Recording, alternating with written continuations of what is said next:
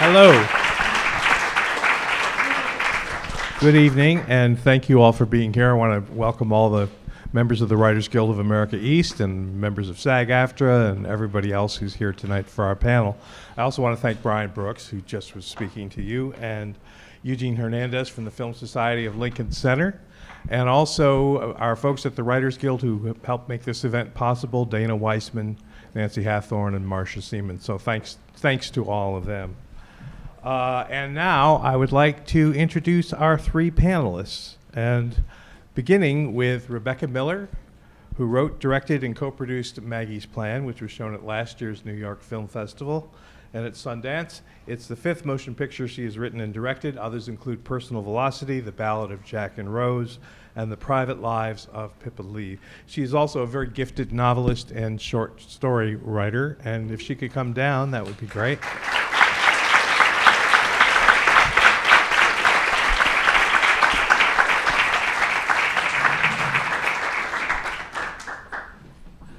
Next up, Jean-Christophe Castelli.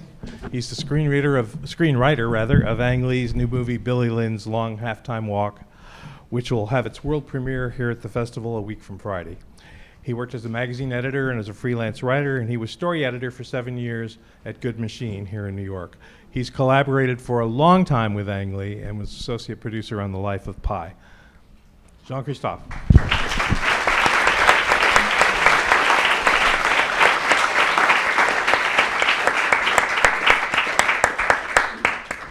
And finally, Mike Mills is the writer and director of 20th Century Women, which debuts here at the festival on Saturday night. He's a filmmaker, graphic designer, and artist best known for his independent films Thumbsucker and Beginners, which won an Academy Award for Best Supporting Actor for Christopher Plummer. He has also created a number of short films and the documentary Does Your Soul Have a Cold? Mike.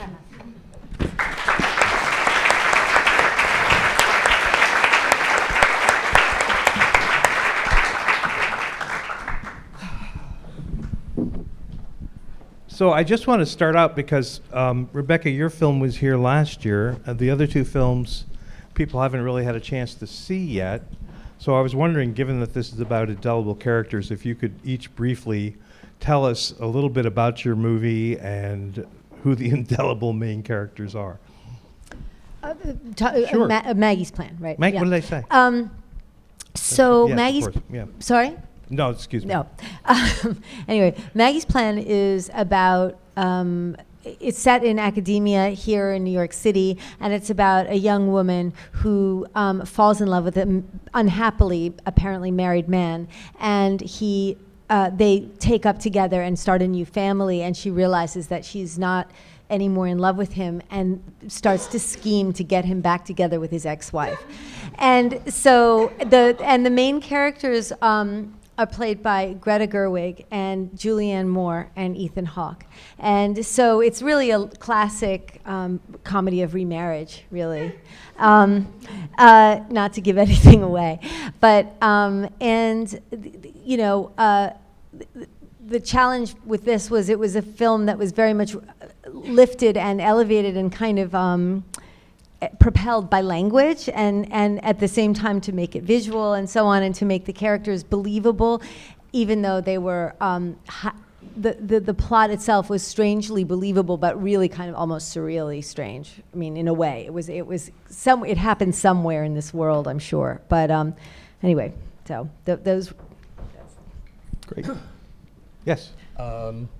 Billy Lynn's Long Halftime Walk is based actually on a novel by this writer Ben Fountain, which is a great novel, by the way. So definitely, if you see the movie, you could still read the novel. It's a really excellent piece of writing, and it's about a group of young soldiers who are in Iraq, and they're sort of it's right before the war starts getting really ugly, right before Fallujah, and they basically have this kind of skirmish and sort of come out heroes, and so they're sort of sent on this tour.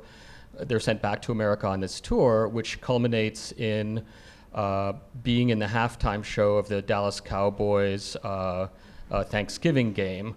And then right after that, they're back to Iraq. So it's basically, the movie is kind of about the disconnect between what soldiers do, how they see themselves, and how civilians, how the rest of us see what they do, and how we project what we project on themselves. And it's really mostly from the point of view of the main character, Billy Lynn, who's who's a young Texan.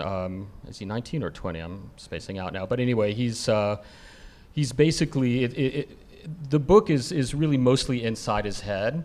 And so that was obviously one of the biggest challenges, was to kind of preserve that sense of, subjectivity and viewpoint, but still, open it up into a film. And it's him kind of observing and digesting things. And also, given that they've just come from the battlefield with very little transition, they're all kind of primed up and still keyed up. And so all the things that we take for granted, just being in a large football stadium with cheering fans, can be incredibly threatening and flashback inducing, which is kind of what happens basically. So there's a big flashback.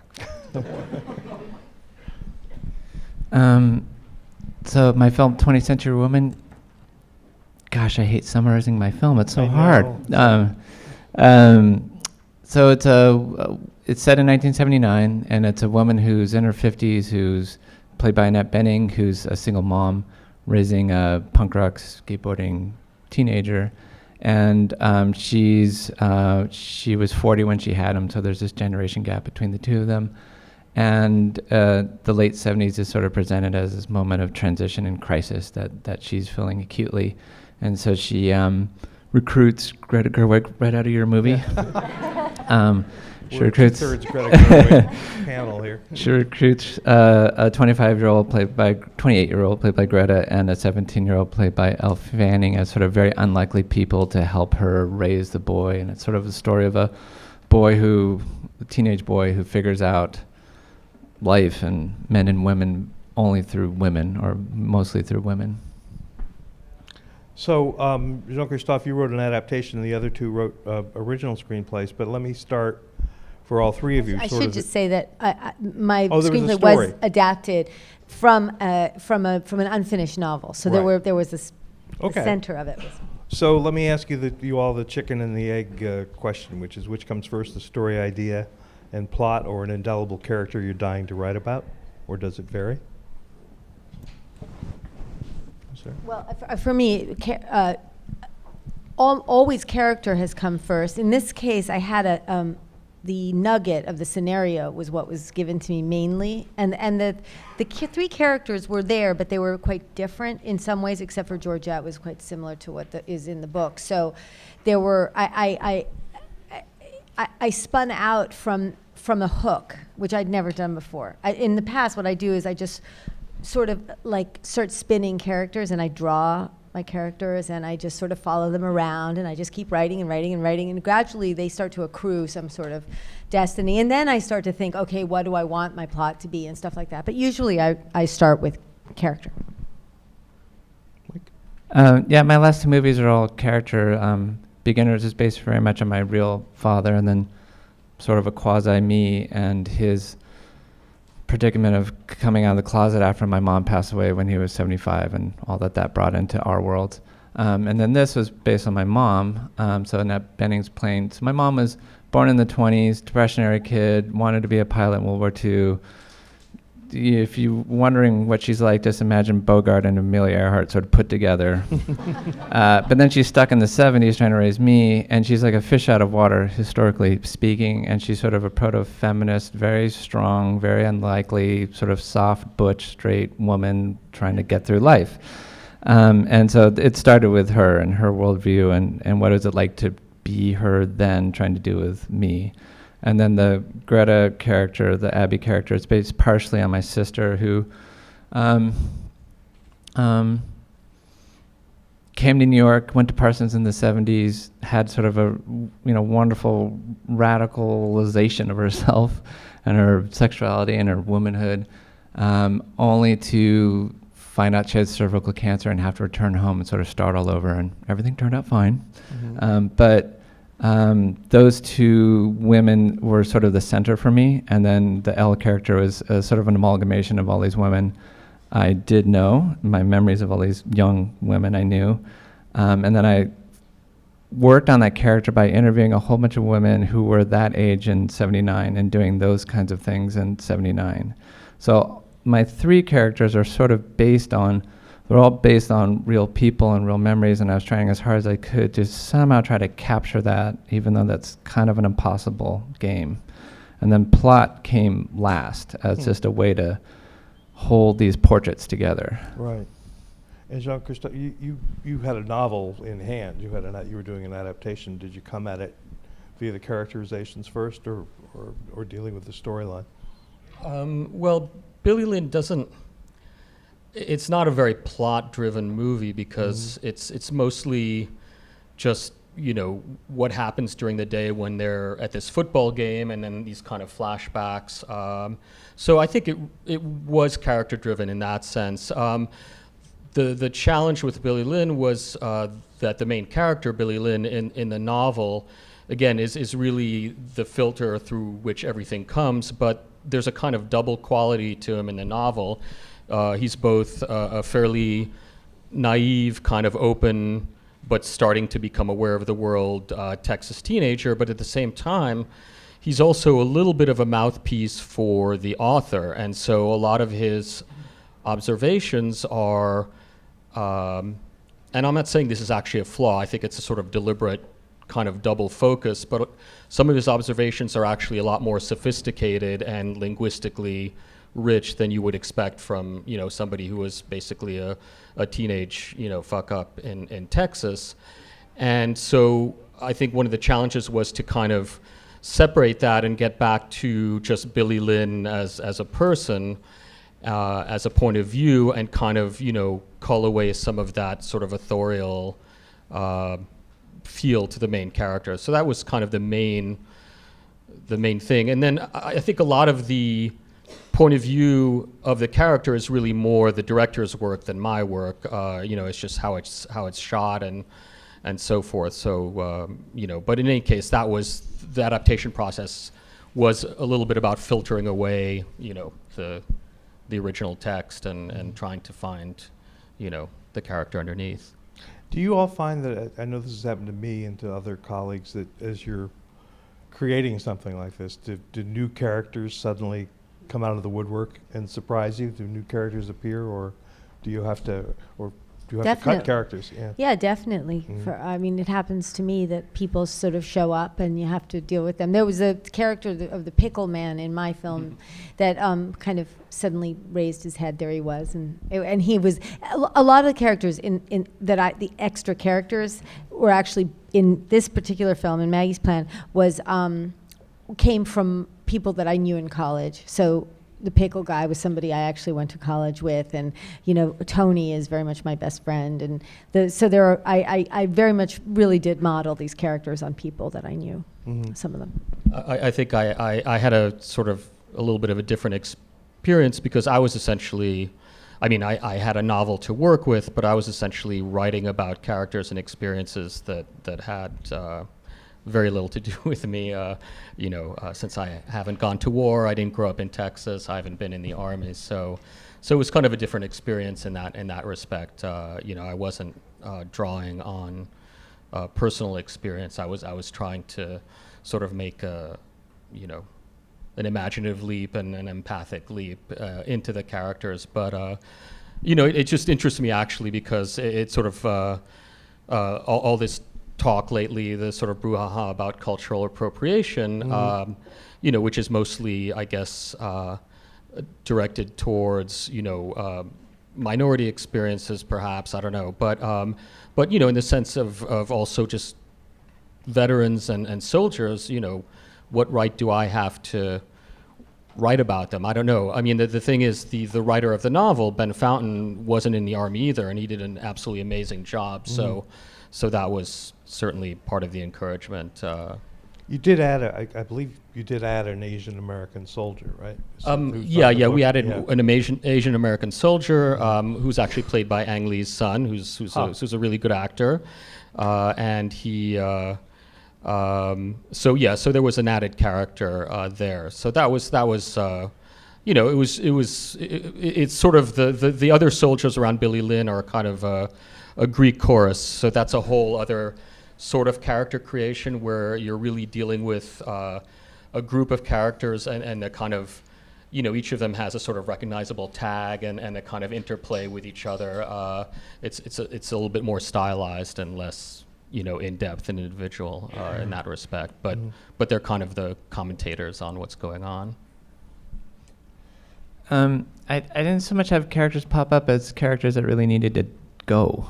Yeah, that was my next question. And each one was like, when you asked that question, I never really thought of that before, but beginners, I had a therapist that I wanted Tilda Swinton to play, and I was writing just because I was like all of us in love with Tilda, and who wouldn't want her in your movie?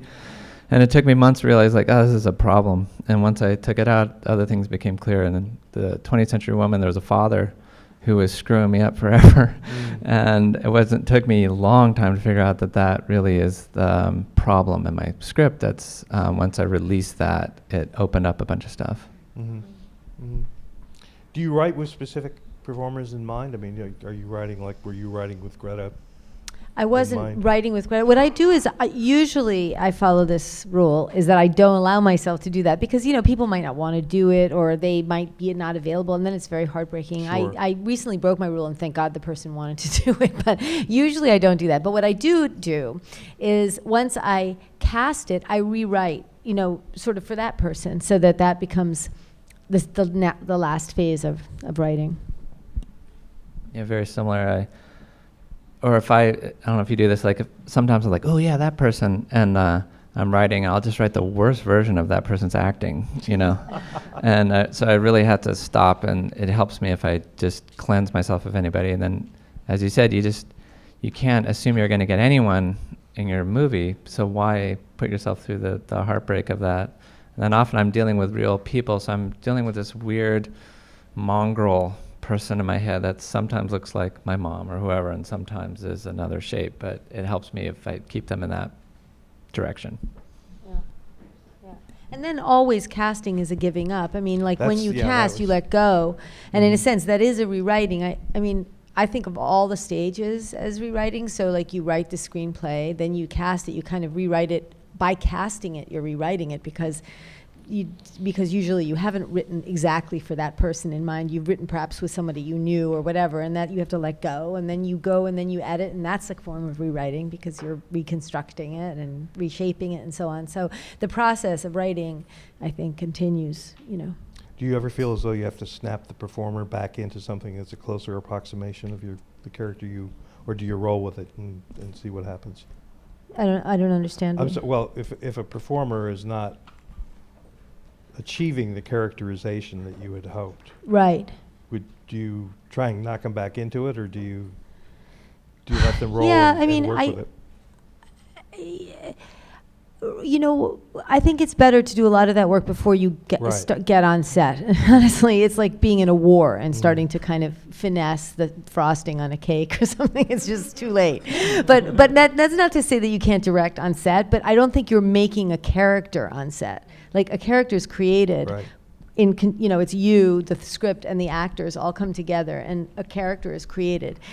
And hopefully you both know who that person is before you start shooting, and that's important, that you know the voice and you know who it is and stuff.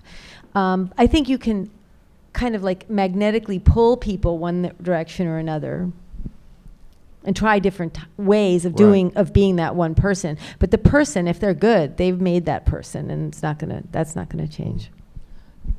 I wasn't the director of Billy Lynn, so I didn't have. I wasn't really involved in the direct casting, but for one of the characters, for example, there's the owner of the football team, which is based on the Dallas Cowboys, so it's not called that in the movie, is this guy named Norm, and it's based on Jerry Jones, the owner of the Dallas Cowboys. So it's this kind of very blowhard kind of Texan, professional team owner. And I felt that he just kind of came on a little too strong on the page, or rather, he would come on too strong in the in a sort of screen adaptation.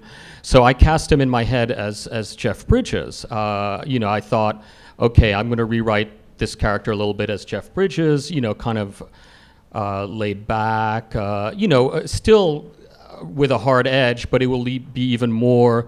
When the sort of betrayal at the end happens, it'll be actually more powerful because you won't really expect to be screwed over by Jeff Bridges. And then it turns out actually that Steve Martin ended up getting the part. He was originally offered another part, but when he read the script, he said, I want to be Norm.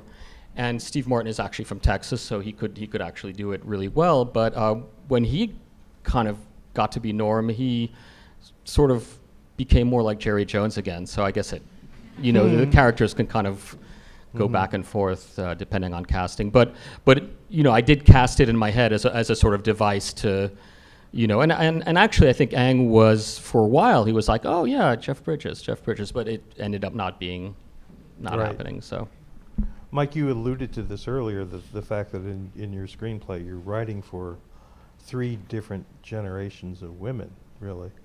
So that must have been a challenge in many ways, and talk about cultural appropriation. Yeah, exactly. Can I go at the Sure. last question real quick, though? means, Because it's really interesting to me. I totally agree you're trying to infect the actor with what you've written and let them take it and let them run with it and have them become the author. And it's their body and soul and timing and everything anyway. So it is them.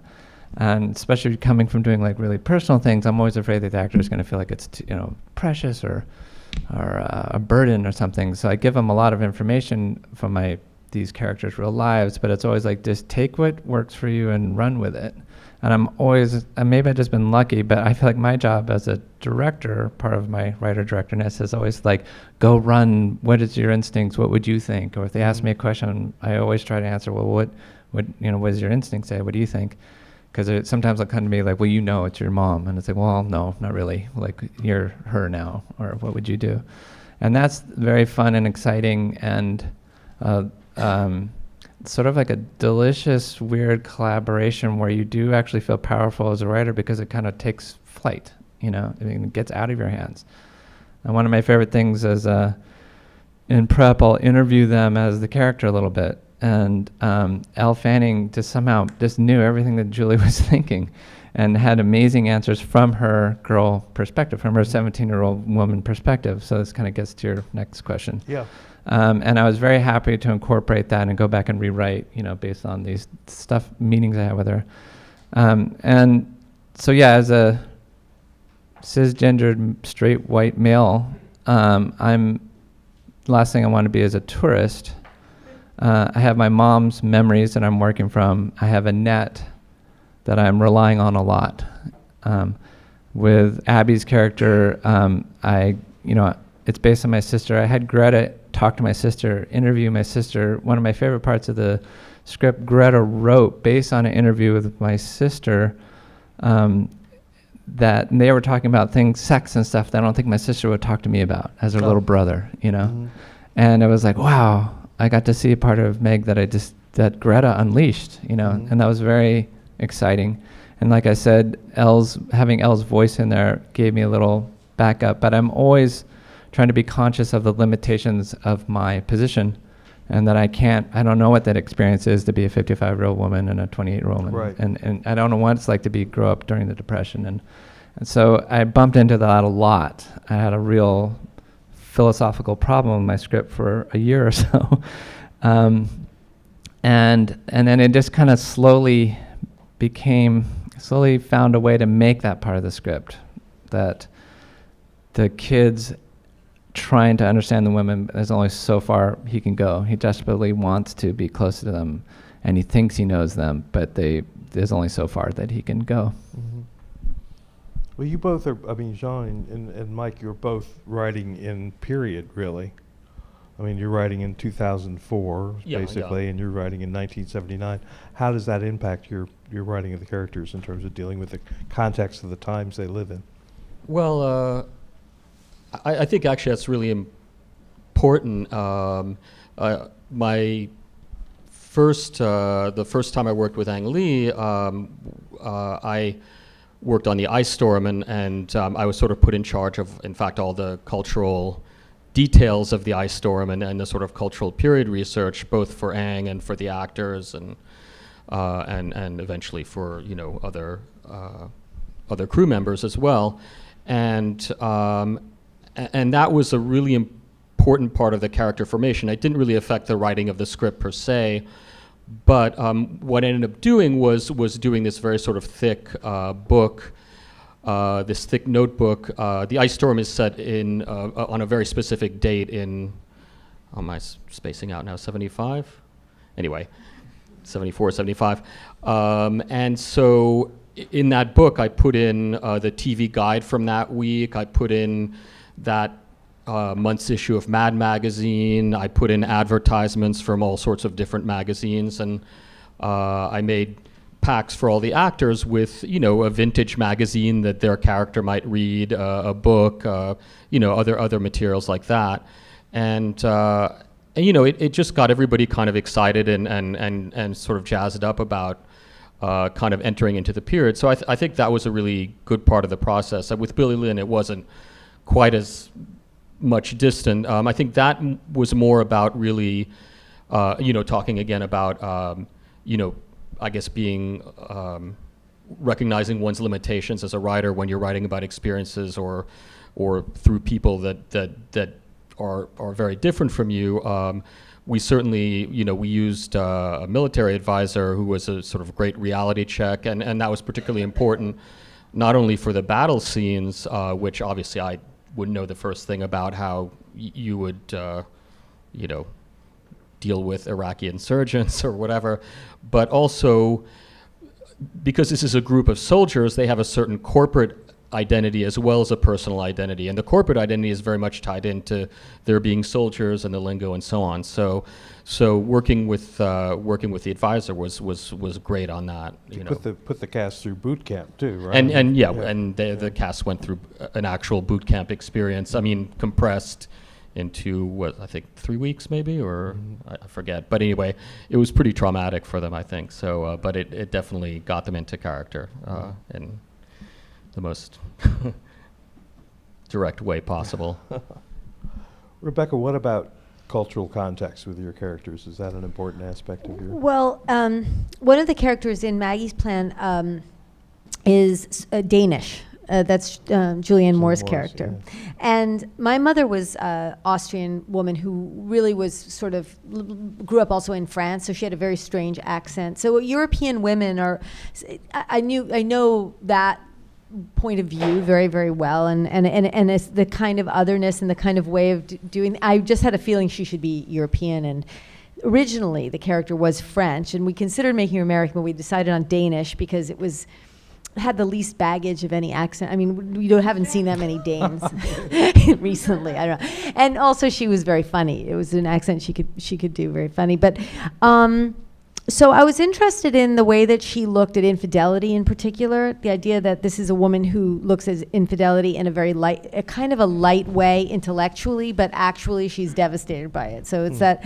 sort of the difference between the way she looks at what she should think about infidelity versus, how she really feels, because she's a fictocritical anthropologist, which they all are in my movie. And in fact, fictocritical anthropology was something which I kind of fell on because my best friend is an academic, and she said these people seem like fictocritical anthropologists when she read the first draft of the screenplay, and then I started to look into what that was, and it's oddly it exists, and it's actually really a very interesting field, and it had I found a gold mine of material, and so sort of a lot of the kind of way that they look at things and the way that they construct their own writing, these people, is informed by that, by that discipline. Interesting. Do you want to add anything? What was the question again? That was so It interesting. was about other cultures and research and other cultures. The period stuff. So for me, like 79, I'm born in 66. It's relatively I'm fluent in it, I guess. the thing that was funny was that my mom, again, born in 25, I don't know if anybody here knows people born in that generation, they don't talk about themselves or their feelings or their frustrations or their doubts. So when that's your main character, you're totally screwed, especially if you're her son and she's especially cryptic to you. So I started watching a lot of the movies I knew she watched, and I knew she loved Bogart, and so I started watching a lot of movies from the 30s and 40s, and my mom was a very wisecracking sort of like anti-authoritarian, slightly socialist, always loves the underdog, very inclusive, very not typical feminine or mother, and there's a lot of women like that in all those films. So it was that period that I had to sort of study and learn from, and it really helped. And I would be writing a scene, and I'd be like, I don't know what she's supposed to do or say, and I'd be like, what would Bogart do? Okay. And I'd be like, fuck, that reminds me of my mom so much. So it was really interesting. I learned a lot about my mom. It was odd. Well, I want to open it up to all of you now. There are two people here with microphones who will you should wait for, because we're videotaping this and they want to get it on the microphone. So there's a question right here. Okay. Hi, good evening. Thanks so much for coming today. Could you shed some light into how much time, what's the process into before you start writing? What is it like? How much time do you spend? What is it like? Thank you. You mean like before you start writing final draft? What do you mean? So I'm guessing you have an idea for a script. Before you start writing the actual dialogue, what's your process like before you start actually, confidently writing? Thank you. I want to hear your answer. Well, I've had different processes for every movie. We spoke about a movie called Ballad of Jack and Rose, which is a film that built up in me for a long, long time, and that was very much based on my own on an emotional preoccupation I had growing up, that my father was going to die, and I was obsessed with the idea of his death, and I kind of pre-mourned him for years, and so it's sort of about the idea of pre-mourning, which is a kind of. But I sort of had that in my head, and then I started thinking I wanted him. Then I had also been fascinated always by communes in the 60s, because I had an older brother who's almost 20 years older than me, who was or 16 years older than me, who lived in a commune. So I started researching communes, and then I sort of was really interested in the play The Tempest, because of the way that the relationship between the father and daughter, and they live on an island, and I started to kind of like think, okay, The Tempest, and then this sort of commune, and then this idea of this girl who's already mourning her father, who then has to be, of course, sick, and so then he became sick, and so it was like all these elements started to come together. And then also I had, before Jack and Rose, I had made a movie called Angela, in which there were two little girls sort of left at the end of the movie, and one of them died, and there was only a father and a little girl, and in my head it was the father and the little girl who's now 16. Now, of course, it's not really a sequel, but in my head, I thought, well, what if these two are left? What happens there? He's overprotective of her. He can't let her really grow up. He's like, they're, and so it was kind of like math. It's like you start to add and add and add, and it's almost like, a theorem develops, and then you have to prove it, and in a way, the proof is the screenplay. That there's some kind of like. That's how that one, but that was just interesting, because that accrued over really quite a number of years.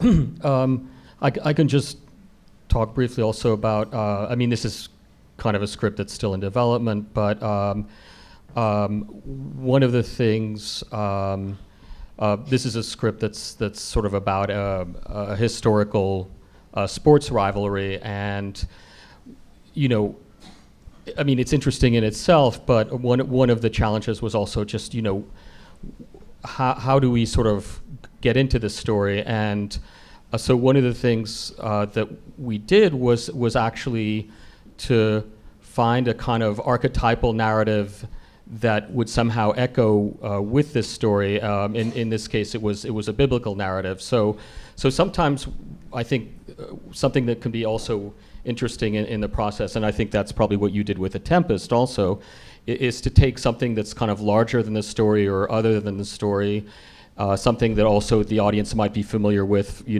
already, and use that as one point of entry. I think that can be a very, good tool for developing characters and developing, and their relationship. Well, the last two things I did the same way, which I think is totally unadvisable. And I didn't want it to be like a normal script, so I just started with cards, like 5x7 cards, and just wrote down anything and tried to be as free as I could. And with both these, I'm dealing with memory, so if I can remember a little nugget, and just try to collect as many nuggets as I can. And then I'm dealing with culture with both of them.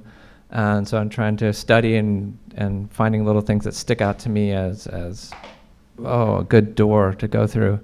And I don't know what the hell I'm doing. I'm going to kind of invite chaos. I'm invited to be as broad as possible. It's really unadvisable because I could do that for 6 months to a year, which I do. And then I kind of start holding it together. And then like, what do all these pieces potentially mean together? And about 3/4 of those pieces go into the trash, and that quarter becomes the basis of the script. There's a question. Yeah, can we get the mic down here? The gentleman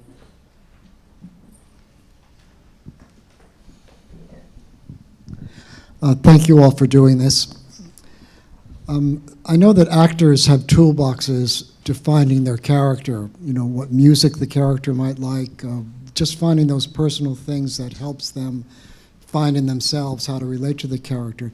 So I know that, Rebecca, you are a painter, and visual is very, very important to you. And Mike, I suspect that music has a lot in your life, has a lot of meaning. So I wondered, in the process of writing or pre-writing, do any of these other creative parts of yourself come into play to get you in front of the computer or the typewriter to begin, and then help you through those dry periods as you're going along in terms of the story? For me, definitely, so the 5x7 boxes that I just described, a lot of them are just pictures of things, or now it's like a computer file and then a character will get like a folder and just dump in things that have maybe no relation, maybe relation, or just following my instincts. This last movie, 20th Century Women, is a lot about music and people's sort of finding themselves or finding a way to have their feelings through music, which was very much my story with punk rock. And so they all had music, and music was one of the first things that I shared with all the actors. And we started, the best thing we did, we have 2 weeks of prep, and we started having like dance parties every morning, first thing, whoever's there. And they all worked their way into the movie. They weren't in the script, but there's a lot of dancing in the movie, and most of it wasn't there. It was just like a prep thing, I thought. So yeah, there's a lot of non-verbal stuff for me. Similarly, I do a lot of drawing of my characters. I usually figure out what I think that they look like. Of course, the casting process, you have to let go of some of that. But for me, like developing who they are is partly drawing, partly painting, because the color is really important to me. So like what people are wearing, what color their walls are, all those things are meaningful to me and kind of like are there with language. But they predate, they come sort of before language and alongside of it too. So it's kind of like it's all part of the same process, but there's a lot of that in the beginning, yeah. Yeah, I would say, it didn't apply so much with Billy Lynn, but for example, Life of Pi, which I did not write. I was a producer on the film and kind of did this story editing, but music ended up being very important. It was just kind of an interesting way into Indian culture and the culture of the main character of Pi. And when I traveled in India, I got really sort of captivated by Indian dance, Bharatanatyam, which is a sort of southern Indian dance form. And that eventually ended up was one of the sort of elements that kind of came into the movie that wasn't in the original book. We just had a scene and a little sort of subplot with Pi and his girlfriend who's a dancer. And so I think that actually kind of helped give a bit of a lift to the character. Music in that case was very important to get into another culture, a good way of doing that. We have time for one or two more. We'll get right here, this person here. Microphone? Yeah, the glasses, yeah. Thanks. Great. Hi, I just had a quick question to expand a little bit more, if you would, on technical nuts and bolts of ass in the seat writing process, like every morning, 4 hours, with tea, without tea, coffee shop, just what works in terms of like getting the momentum, and then how much do you have to accomplish on a daily basis, and then interruptions, and just navigating all that to get from beginning to end of the script.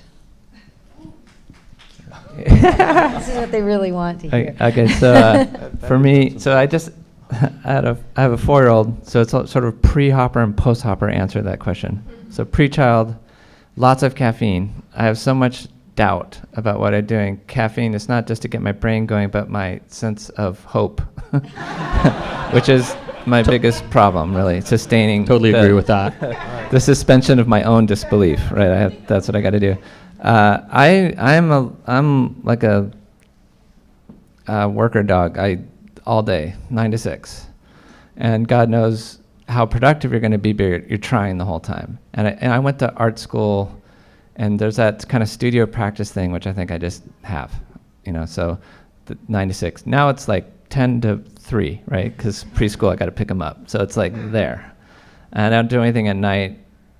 And I'm a little self-punishing, I would say. Sometimes the best thing I could do is take a break, because I'm just digging myself into a hole where I'm just convincing myself it's not going to work, and I'm very convincing, So a walk, I mean, I have children too, so so when they were littler, it was all about the few hours that I had when I could write, and now that time has expanded. But I find that there are phases. Like there's a phase where you're wandering around and everything seems to apply to your movie, like everything. Everything you look at seems so relevant and you're going to use it. Then you start to refine, you refine and refine, and then you start to write. But I find that there's like resistance. It's as if I'm pushing against a buffer, a wind buffer or something. Then comes the time where it's like kind of like throwing up, like you have to.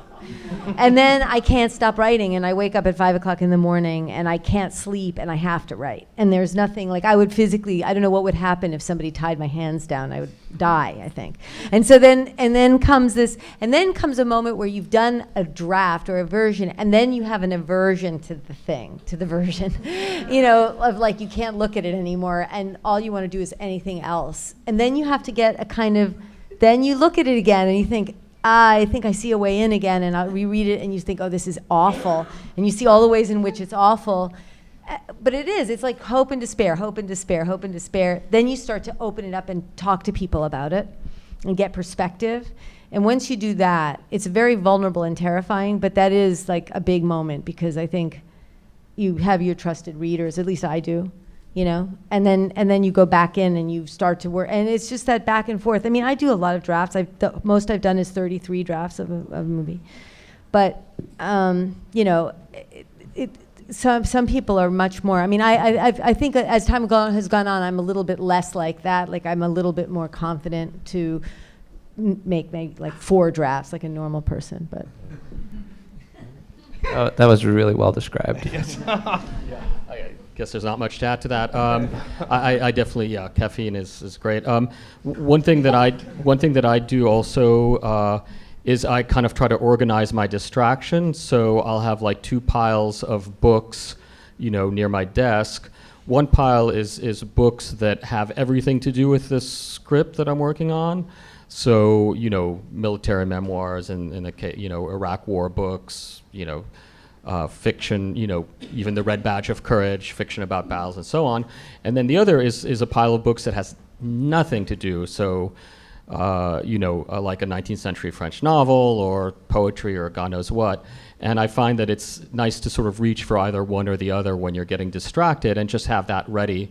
So, so either you're reading something that, might get you juiced up about and inspire you about the script, or if you're reading something that has nothing to do with the script, at least you're not like surfing the internet or watching cat videos or whatever. So that helps. That's right. I did one of these last week with Patrick Ness, who just did this movie, Monster Calls, that's opening in a couple of months, and he's got this thing which I think it's also Graham Greene had this too, which was 1,000 words a day. Oh, yeah, yeah. Just 1,000, and when you're done, that's it. You're done. Yeah, and I for the think day. Graham Greene, didn't he even like sort of stop in mid-sentence? Yeah, Or was that he might would. be an He was urban myth, supposedly but- he would. Yeah. Yeah. Well, listen, the neighbors are complaining about the noise, and so we have to wrap this up. I wish we could go longer, but we cannot. Thank you all for coming. Thank you to our guests, and yes. Thank you very much. Thank you for having us.